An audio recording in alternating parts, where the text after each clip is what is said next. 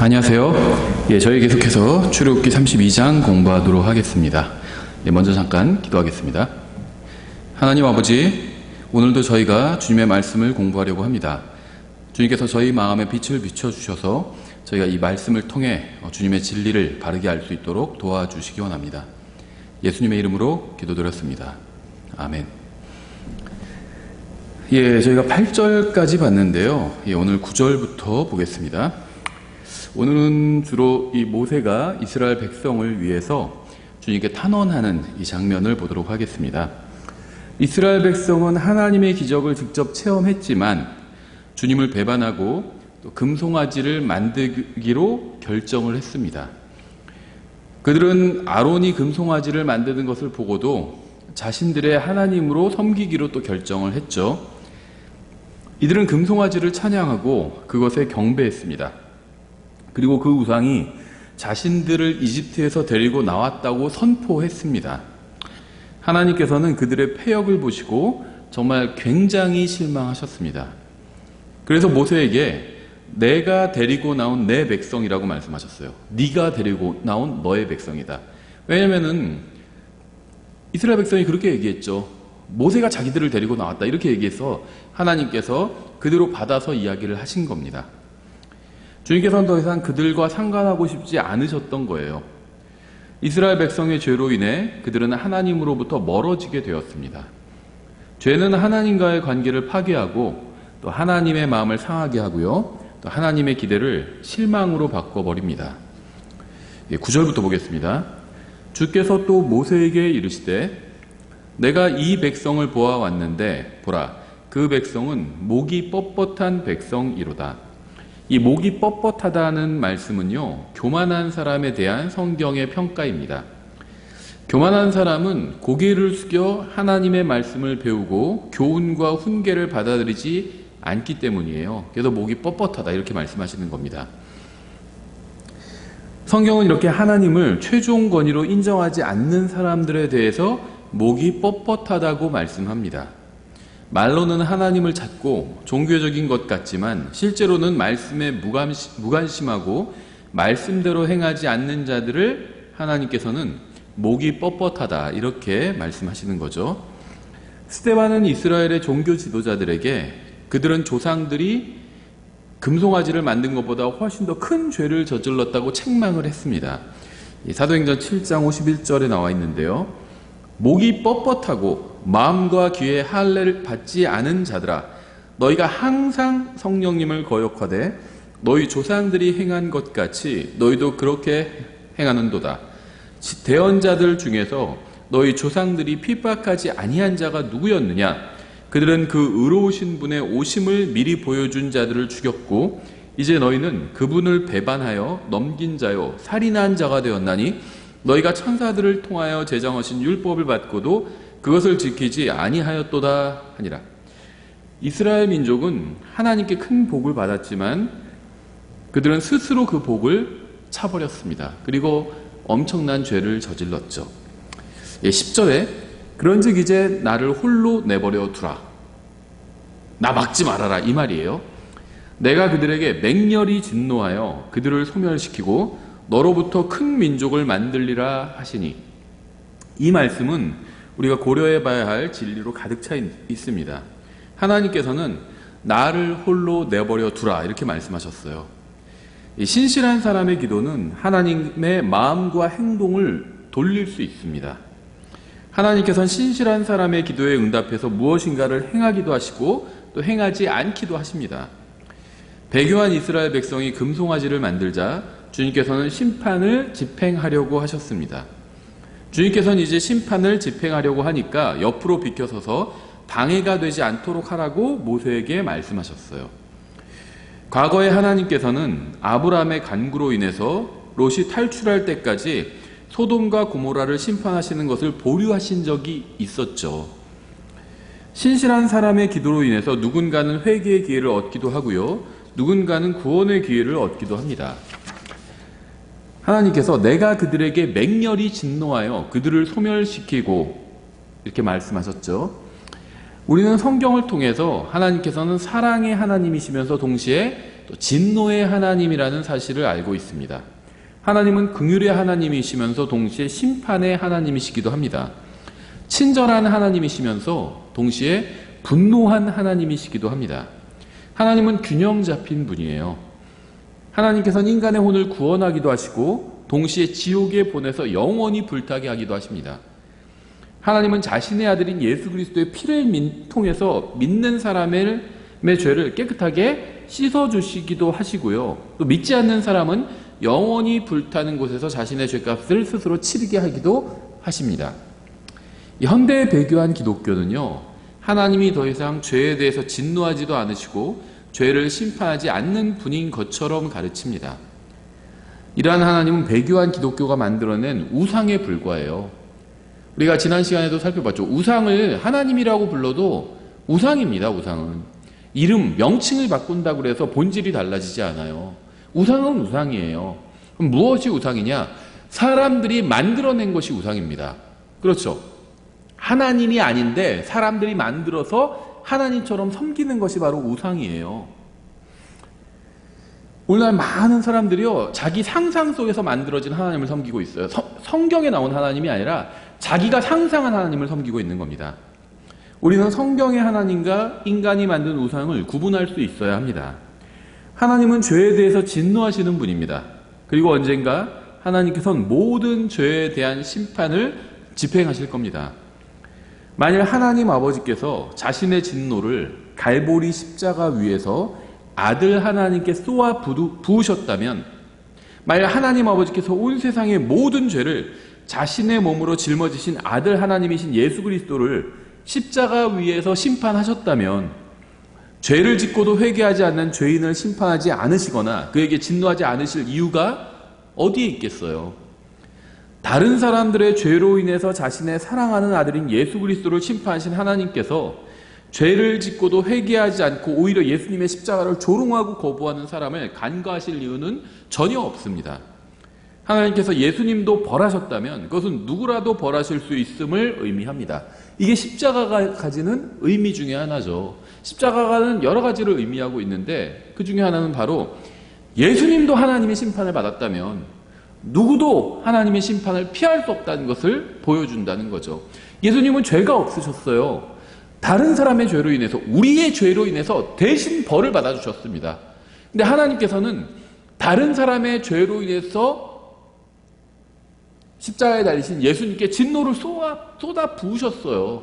그렇다면 누구도 하나님의 심판을 피할 수 없다는 겁니다. 내가 그들에게 맹렬히 진노하여 그들을 소멸시키고, 이렇게 말씀하셨어요. 이스라엘 백성은 성경의 하나님이 아닌 자신들이 선택한 신을 섬기려고 했습니다. 그들은 자신들이 원하는 종교를 만들려고 했어요. 그들은 하나님의 말씀이 아니라 자신들의 기준에 따라 만든 종교를 실행하고 즐기려고 했습니다. 이것은 그저 신실하게 열심히 무엇인가를 하면 하나님께 인정받을 수 있다는 인간의 어리석은 생각을 잘 보여줍니다. 오늘날에도 이런 사람들과 교회들이 넘쳐나요. 다른 사람의 믿음이나 종교를 함부로 판단해서는 안 된다고 주장하는 자들도 많이 있죠. 하늘나라에 가는 방법은 많다고 주장하는 자들도 많이 있습니다. 이들은 각자 그저 자신에게 가장 잘 맞는 방식을 선택하면 된다고 주장을 합니다. 하나님께서는 하나님의 기준을 거부하고, 하나님의 기준은 말씀이에요. 하나님의 말씀을 거부하고 자기 마음대로 행하면서 그것이 주님을 섬기는 것이라고 하는 자들을 결코 간과하지 않으실 겁니다. 또 그들에게 맹렬히 진노하실 거예요. 종교적이고 열심을 다해서 자기들 기준에 따라 선택한 것을 믿는 자들에게 하나님은 맹렬하게 진노하실 겁니다. 아무리 종교적이라 할지라도, 아무리 열심을 낸다 할지라도 하나님의 말씀이 아니라 자기들의 생각을 믿는 자들을 하나님은 결국 벌하신다는 겁니다. 만약 여러분이 이러한 자들이 주도하는 교회나 종교나 종파나 이단이나 교단에 속한 상태에서 예수 그리스도의 십자가 대속을 통한 구원을 거부하고 있다면 하나님의 진노는 지금 여러분의 머리 위에 있다는 사실을 알아야 합니다. 요한복음 3장 17절에 있죠. 하나님께서 자신의 아들을 세상에 보내신 것은 세상을 정죄하려 하심이 아니요 그를 통해 세상을 구원하려 하심이라. 그를 믿는 자는 정죄를 받지 아니하거니와 믿지 않는 자는 하나님의 독생자의 이름을 믿지 아니하였으므로 이미 정죄를 받았느니라. 여러분이 정죄를 받았다면 여러분이 하나님 대신 종교를 선택했기 때문이에요. 여러분이 정죄를 받았다면 예수님이나 하나님의 말씀이 아닌 다른 무엇인가를 믿었기 때문인 겁니다. 내가 그들에게 맹렬히 진노하여 그들을 소멸시키고, 이분이 바로 성경이 말씀하시는 하나님이에요.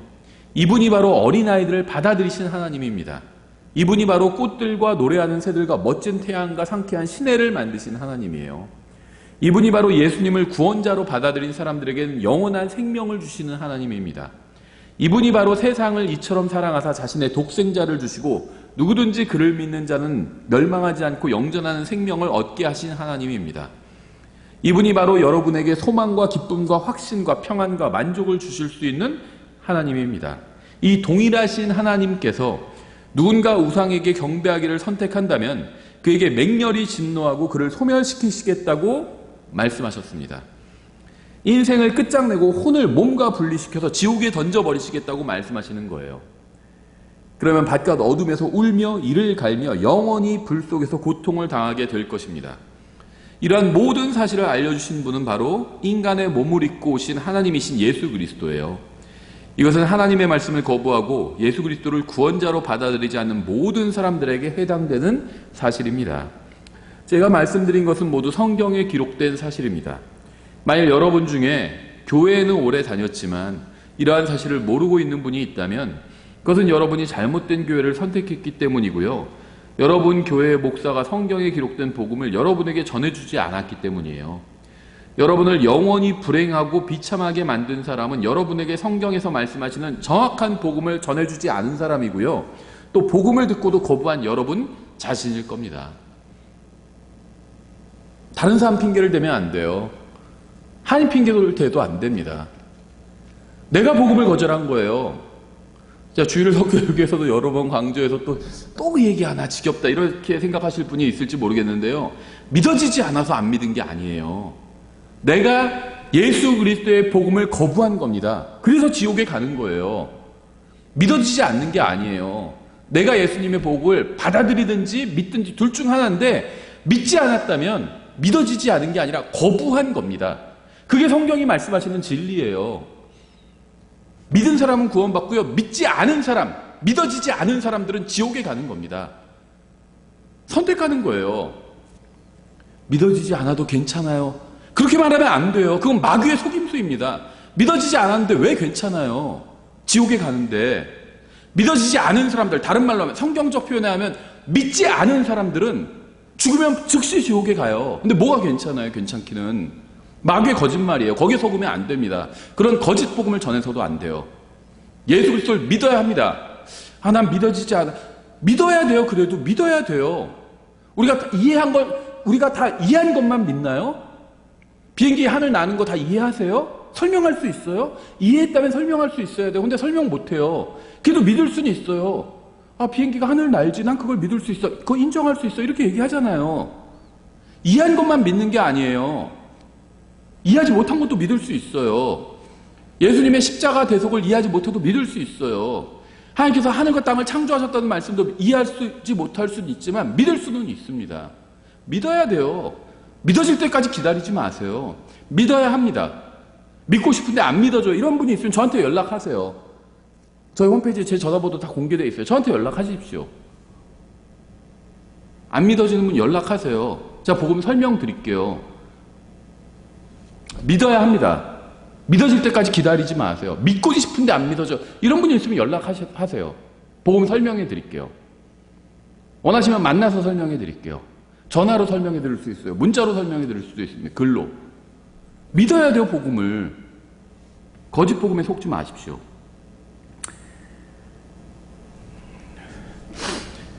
그들을 소멸시키고 너로부터 큰 민족을 만들리라.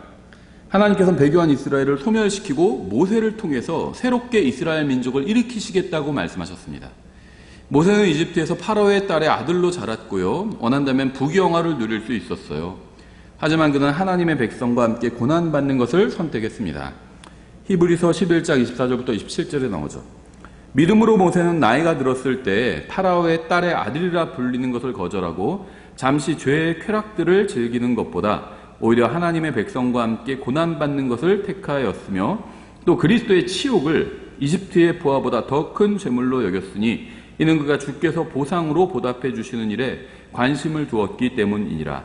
믿음으로 그는 왕의 진노를 두려워하지 아니하고 이집트를 버렸으니 그는 보이지 아니하시는 분을 보는 것 같이 하면서 견디어냈느니라. 모세는 불타는 떨기나무에서 하나님을 만났을 때 자신이 이스라엘을 인도할 일을 해야 한다는 것에 관해서 처음에는 확신을 갖지 못했습니다. 그래서 그는 그 일에 관해서 주님과 논쟁을 했어요. 하지만 결국 모세는 주님의 말씀에 순종했고요.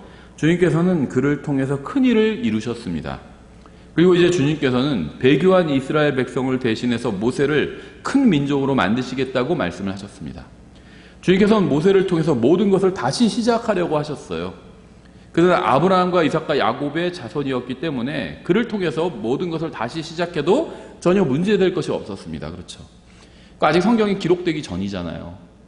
성경 기록을 모세 중심으로, 아브라함 중심이 아니라 모세 중심으로 하면 되는 것이었어요. 전혀 문제될 것이 없었습니다.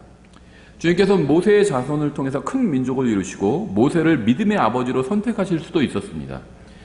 이것은 모세에게도 큰 기회일 수 있었어요.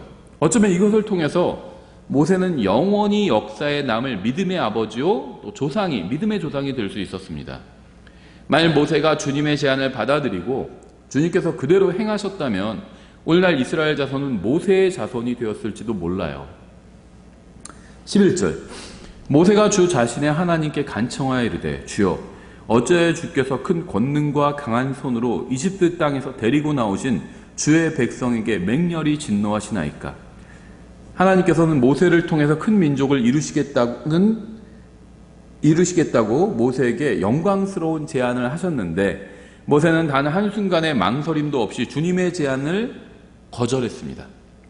주님께서는 배교한 이스라엘로 인해서 마음이 상하셔서 그들의 말대로 모세가 그들을 이집트 땅에서 데리고 나왔다고 말씀하셨지만 모세는 사실은 전혀 그렇지 않음을 말하면서 주님께서 큰 권능과 강한 손으로 그들을 이집트에서 데리고 나오셨고 그들은 자신의 백성이 아니라 주님의 백성이란 점을 명백히 지금 하고 있죠. 12절 어찌하여 이집트 사람들이 말하여 이르기를 그가 재앙을 내리려고 그들을 데리고 나와 산에서 그들을 죽이고 지면에서 끊어 소멸시켰다 하게 하려 하시나이까. 주의 맹렬한 진노에서 돌아서시고 주의 백성을 향한 이 재앙에서 뜻을 돌이키소서. 하나님께서는 이스라엘이 모세의 백성이라고 하셨지만 모세는 그들이 주님의 백성이라고 했습니다. 주님께서는 모세가 그들을 이집트에서 데리고 나왔다고 하셨지만 모세는 자신이 아니라 주님께서 그들을 데리고 나오셨다고 했어요. 이런 사역자가 필요합니다. 뭐가 좀 잘 되면 다 자기 공인 것처럼 얘기하는 사람들이, 그런 사역자들이 있어요. 자기가 마치 대단한 사람이라서 엄청난 일을 한 것처럼. 주님께서 역사하시지 않으면요 아무 일도 일어나지 않습니다. 우리가 무엇인가를 했다 해도 우리는 주님의 도구에 불과해요. 도구에게 영광이 돌아가는 것이 아니라 하나님께, 그것을 들고 쓰신 분께 영광이 돌아가야 되죠. 모세는 그걸 정확히 알고 있었습니다. 이런 모세와 같은 마음을 가지고 있어야 해요. 사역자들은 특히. 모세가 백성을 위해서 주님께 탄원한 내용은 굉장히 의미심장합니다. 그는 단 한 번도 백성이 주님의 복을 받거나 사면을 받을 자격이 있다고 말하지 않았습니다. 그는 주님께서 백성을 멸하실 이유가 없다고 말하지도 않았어요. 그는 어떠한 변명도 하지 않았고 주님이 공정하지 않다고 불평하지도 않았습니다. 백성의 죄에 비해 벌이 너무 무겁다고 불만을 토로하지도 않았습니다. 그는 오직 주님의 이름에 혹시라도 불명예가 돌아갈 것을 염려한다고 탄원했습니다. 그는 자신이 이방인들 사이에서 주님의 명성에 조금이라도 흠집이 날 것을 걱정한다고 탄원했어요. 그는 자신의 관심이 오직 주님의 영광에 있음을 겸손하게 알렸습니다. 모세가 백성을 위해서 중보 기도를 할 때 그는 하나님의 명성을 가장 큰 고려 사항으로 두었어요. 그는 오직 하나님의 이름이 높임을 받고 영광을 받기를 원했습니다. 우리도 이런 태도와 마음으로 기도해야 합니다. 우리의 기도도 예수 그리스도를 높이고 그분께 영광을 돌리는 것인지 우리가 스스로 돌아봐야 돼요. 우리의 기도가 응답받지 못하는 이유는요, 우리가 하나님의 영광이 아닌 우리의 욕심을 위해서 기도하기 때문이에요. 야고보서 5장 3절에 잘 나와 있죠. 너희가 구하여도 받지 못함은 그것을 너희의 정욕에 쓰려고 잘못 구하기 때문이라. 자신의 정욕에 쓰려고 구하는 기도는 하나님께서 듣기 싫어하시는 기도입니다. 그리고 당연히 응답해 주시지 않는 기도예요. 주님께서는 제자들에게 기도하는 법을 가르쳐 주시면서 무엇을 가장 먼저 구해야 하는지 알려주셨습니다. 마태복음 6장 9절에 있죠. 그러므로 너희는 이런 식으로 기도하라. 하늘에 계신 우리 아버지여, 아버지의 이름이 거룩히 여겨지게 하옵시며 아버지의 왕국이 임하옵시며 아버지의 뜻이 하늘에서 이루어진 것 같이 땅에서도 이루어지이다. 예수님의 말씀에 의하면 우리의 기도의 목적은 하나님께 영광을 돌리는 것이어야 합니다. 모세는 하나님의 명성과 영광을 위해서 뜻을 돌이켜달라고 정중하게 간구했습니다. 여기서 사용한 이 리펜턴스라는 이 말, 회개라는 말인데요. 모세는 주님께 회개하라고 한 것이 아니라 뜻을 돌이켜달라고 부탁한 거예요. 왜냐하면 회개는 죄에 대한 용서를 구하는 것이 포함되어 있는데 모세는 주님께 죄에 대해서 사과하라고 요구하지 않았기 때문입니다. 하나님께서는 죄를 지은 이스라엘 백성을 소멸하려고 하셨고요. 모세는 주님께 뜻을 돌이켜 그들을 소멸하지 말아달라고 간절하게 부탁한 거예요. 13절, 주의 종들 곧 아브람과 이삭과 이스라엘을 기억하소서.